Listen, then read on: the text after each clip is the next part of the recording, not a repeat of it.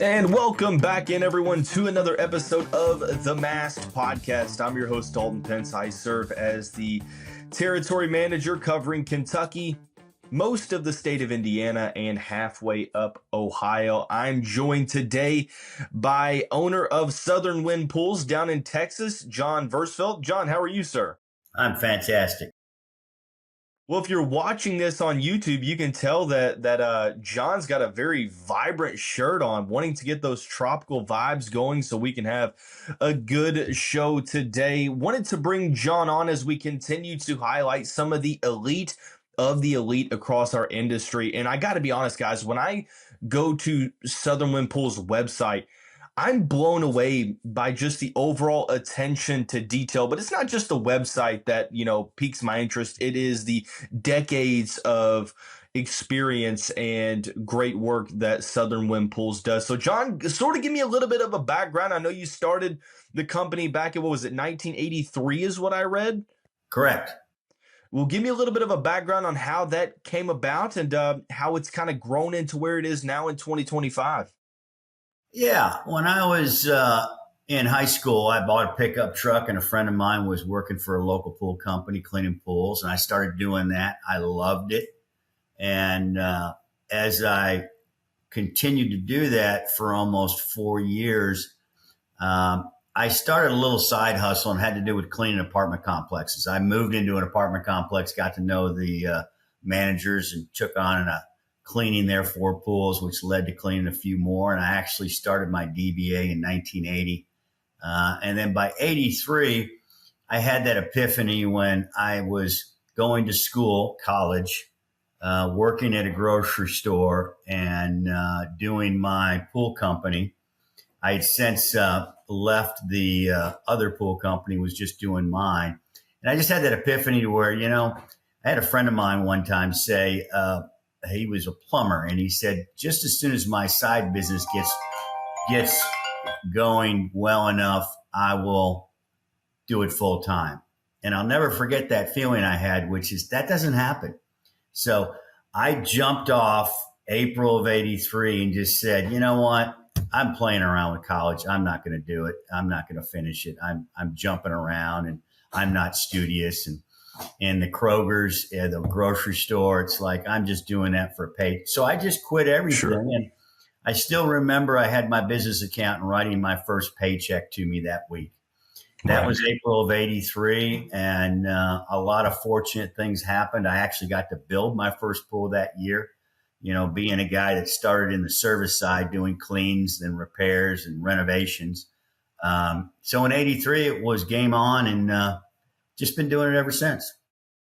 Yeah, it seems like the rest is history. I mean, I'm just looking at all of the awards and nominations. Top 50 builder by the Pool Spa News, Aqua Magazine, awarded the Aqua Choice Award back in 2009. And the list just goes on. It's a very impressive resume. And really one of the reasons why I wanted to bring John on today, as you all know, with the intention of this show, it's sort of trying to get some ideas out there for those listening, thinking, you know what, maybe there's something that I can learn from John, and not just John, but the guests that we have on. And I feel like if you take one thing away from this show and are able to apply it to your business and make your business more efficient, then I feel like John and I did our jobs today. John, I want to kind of go into something that, I saw on your website, and I really enjoyed kind of scrolling through because of really the intentionality of it. I feel like it's really straightforward, but it kind of lays everything out. It lists that you have a mantra, and I love how this is worded. It says, we will exceed your expectations without exceeding your budget. It feels like that's sort of the give and take in our industry. With pricing increases, things are a little bit more challenging to sort of build that backyard dream, so to speak. How are you sort of able to take from both pots here, while sticking within a budget, but still delivering an outstanding, job of work to be able to make those backyard dreams come true? I'm in the expectation business, and it's really all about expectations. There's never been a time that a client looks at doing a backyard and finds that the budget is more than what they expect. So it's really about setting the expectations. We take it upon ourselves to not just simply use good products, good trades, and good builds. It's about setting expectations and it's communicating with the homeowner to really set their expectations. We understand lots of times that may take people down a path that they'll have to circle back later to digest the budget. So it's really about, somebody calls up and says, "What's a pool cost?" We go, "Well, they start at $150,000. They're like, "Thank you, bye." No, it's really about what are you trying to do and touch Right. base on the investments, the appreciation and value to the house, and then what I like to call is the scrapbook of life that happens in your backyard. Your backyard becomes that photo location for everything in the family. So it's really generally it's really getting in relationship with the client. I understand that for sure. And one thing that I love being the host of this show is I get to see how companies out there across the United States differentiate, because that's all a huge matter of sales is differentiating why a customer should go with you over someone else. And I'm curious to hear what the intention behind this was. Is this might be the first website that I've gone to that basically has the entire team, photo shots of the entire team on the website. I think that that's pretty neat. You usually don't see that, but I feel like it offers a bit of transparency to potential people that you're trying to do business with, because it's saying, you know what, here's our guys, here's our intention. What was sort of the thought process into saying, you know what, let's have everyone on here so you know exactly what you're dealing with? Well, we do that for the clients. We also do it for the team. Um, we like to say that the employees come first, because we can't deliver a good product unless we stand behind what we do.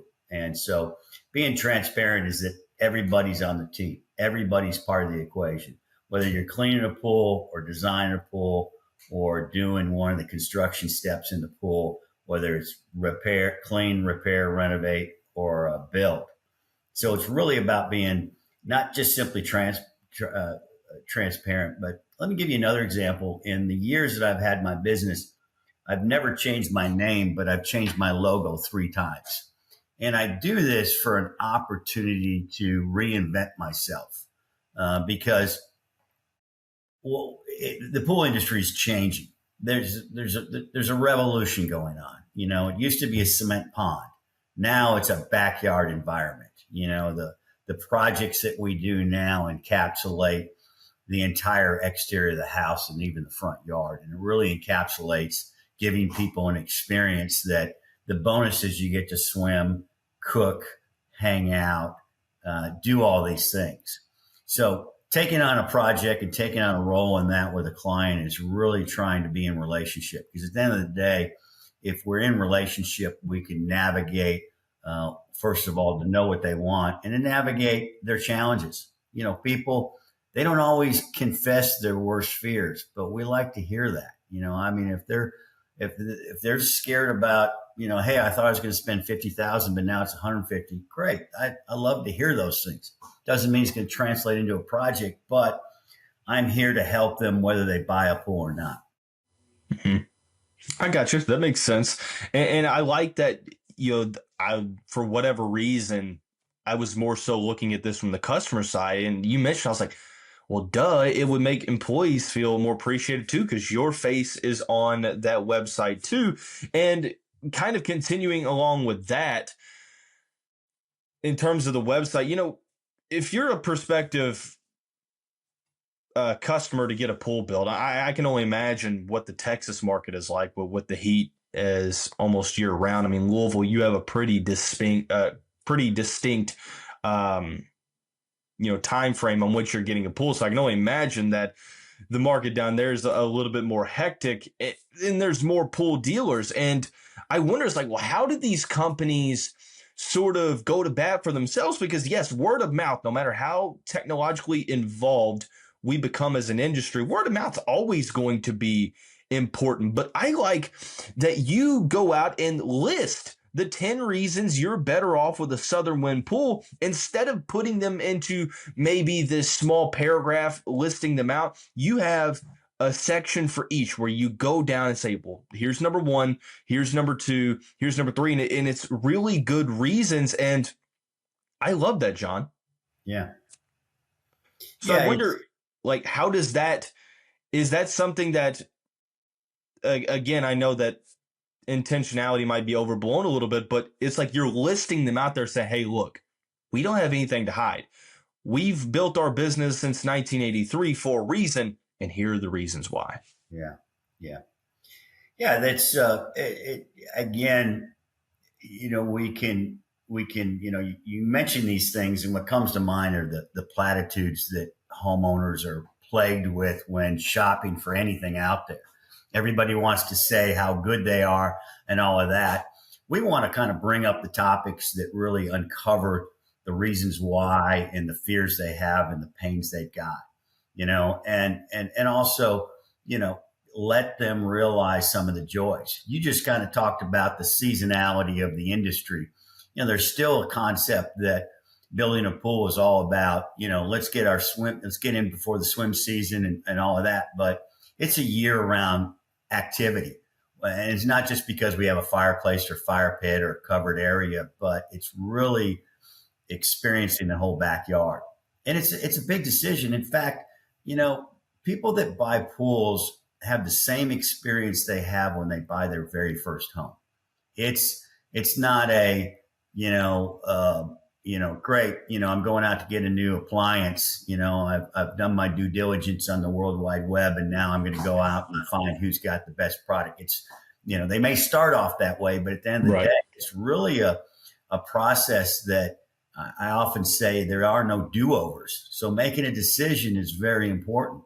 And there's a lot of components in there. And there's a lot of stuff behind the scenes, under the ground, and in the infrastructures that are going to make a difference, that we like to have our clients be a client for years to come, whether it's them just reaching out for advice, service, repair, or the opportunity to maintain the pool on a weekly basis, which we do have a lot of clients we've had for 20, 30 years before.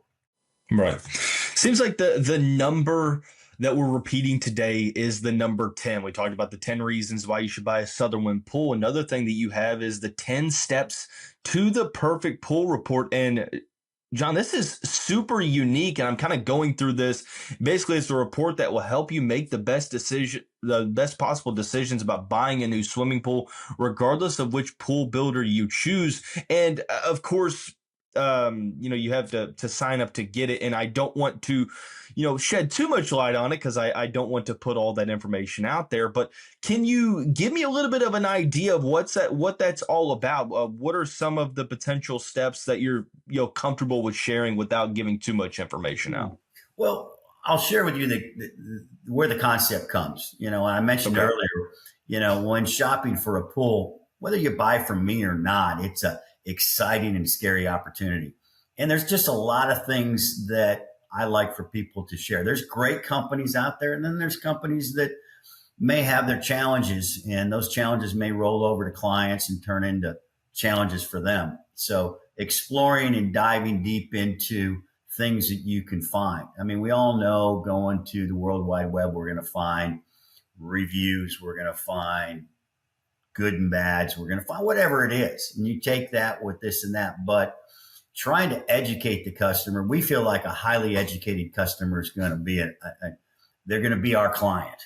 Right. If somebody's commoditizing the product and is really just looking for a picture and a price, we want to give them good information. And again, too, it's like whether you buy from us or somebody else, knowing more about the process, knowing more about the product, and knowing more about what to expect is going to help them. And it's great if they come over on our side. Of course, the intention is that, but at the same time, we want to educate them. We feel if they're highly educated, customers that have bought multiple pools can fall within our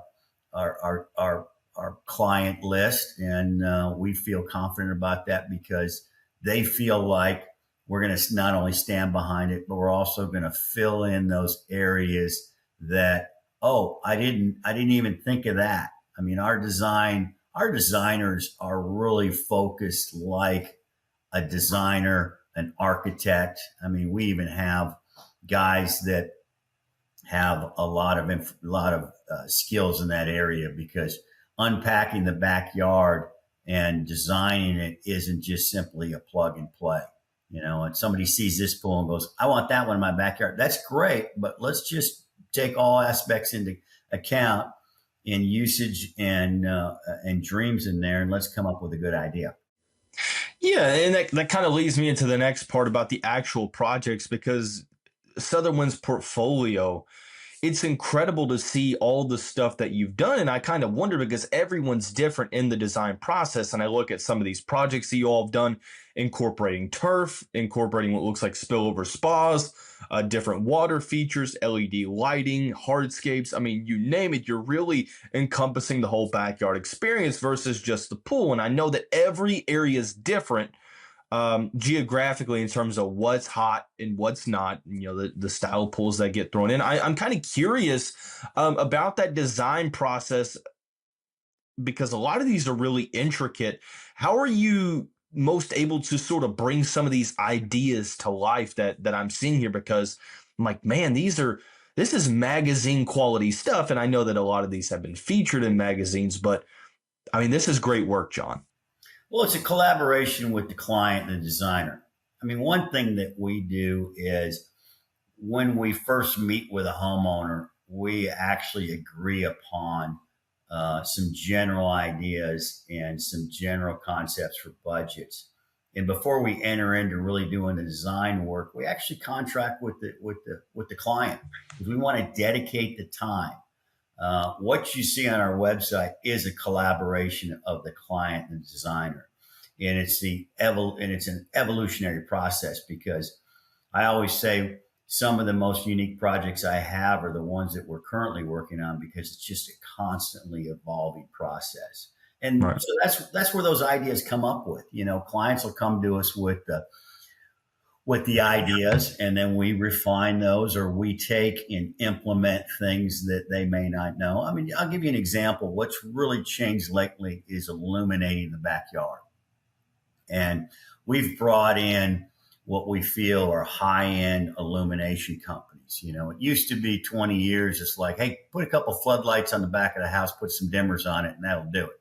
Now it's not just landscape lighting. It could be a strip lighting. It could be just how to, illumination can set the accent, cover Mhm. the functionality, and really fill it in. Our software can show all that detail, and that's just kind of an example of how that stuff's moving. Also, we're open to it. I believe that what we did in business in 43 years, what I did last year is what I'm doing this year versus last year is just an evolving process.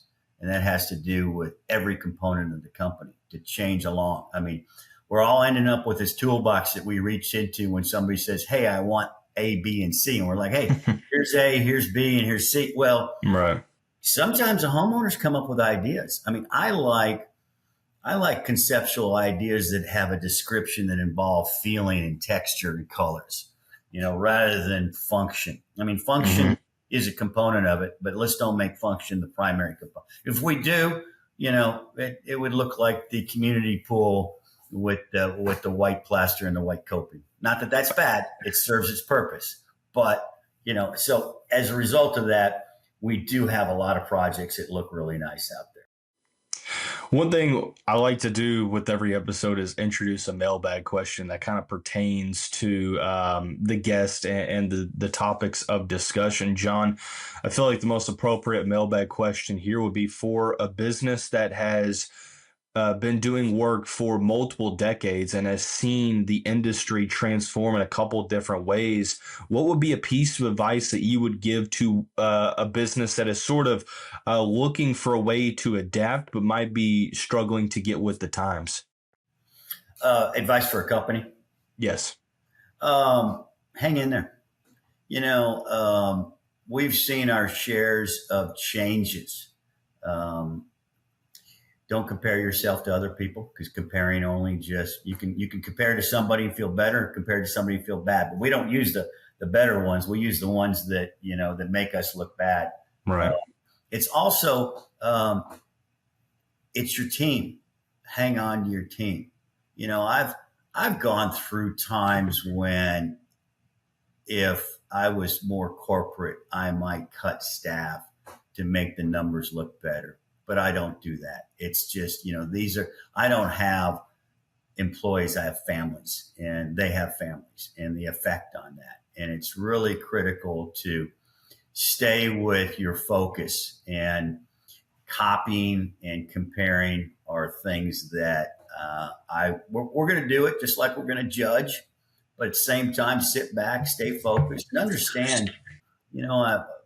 There's a lot of books I read, and the latest one from Simon Sinek is The Infinite Game. And the infinite game is the distinction between doing what you think is right doing what's best to make the bottom number look good, rather than doing what you think is going to be more of an infinite game. And this has to do with making decisions in a general sense, focus around your employees, and focus on doing the right thing.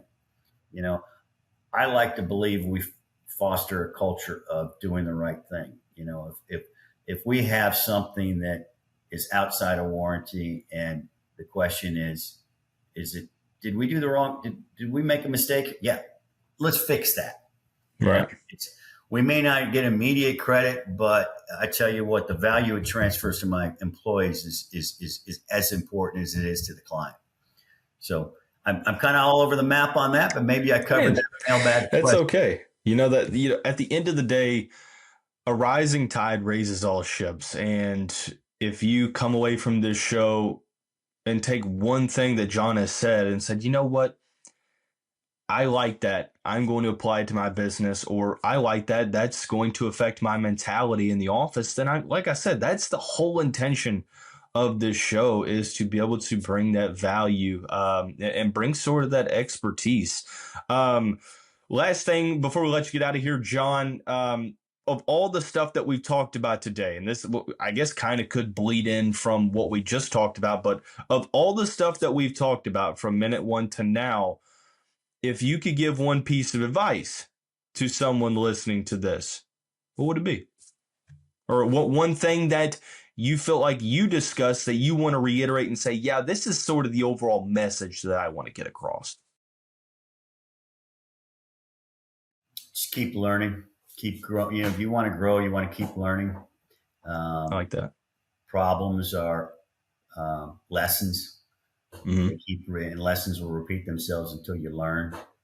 So there's, in 2008, when everything stepped back a couple of clicks, Right.